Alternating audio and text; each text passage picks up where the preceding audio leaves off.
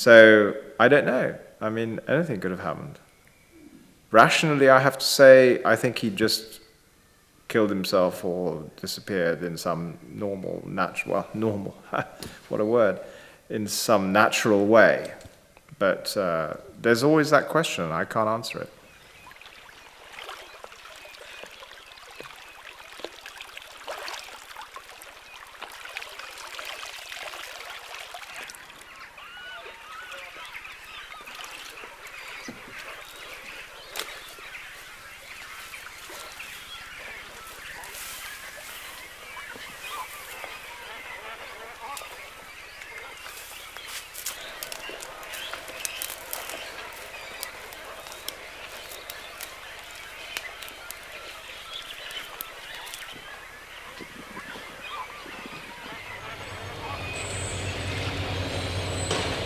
He started off from the idea that every event leads to alternative possible outcomes. There's the outcome that we may be conscious of, and then other alternative outcomes which exist but aren't necessarily visible to us. He believed and he postulated the existence of a negative -1 dimension, which would form a bridge between these outcomes, so that you could go from one reality in which one outcome had taken place to another reality in which the other outcome had taken place.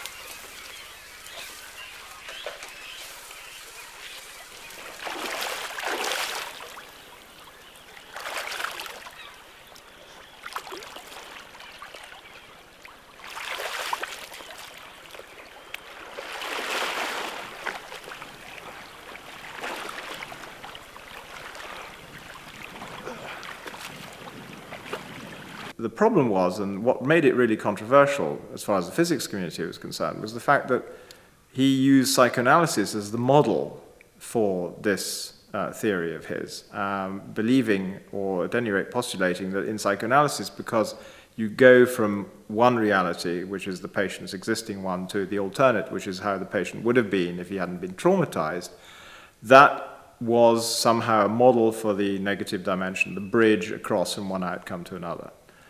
This was very, very difficult for the physics community to accept, and basically gave rise to all the controversy.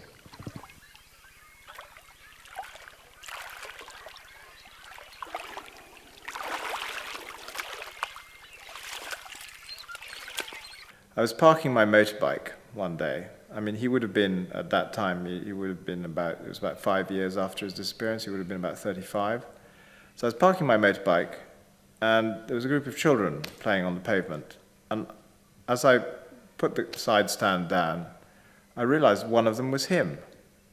I mean, he wasn't 35, he was 7, but I mean, I know my own son, and I just knew it was him.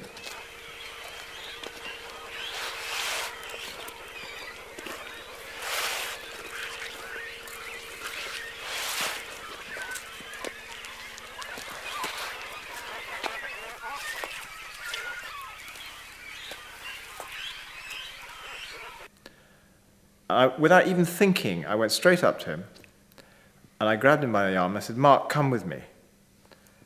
And he looked at me and kind of smiled to begin with, but as I started to kind of pull him away, he started yelling at me in I think it was Turkish, and then all his little mates came up and started kicking me. They must have thought I was a pervert. And in the end, I just had to let him go, and they ran off. I didn't see them again.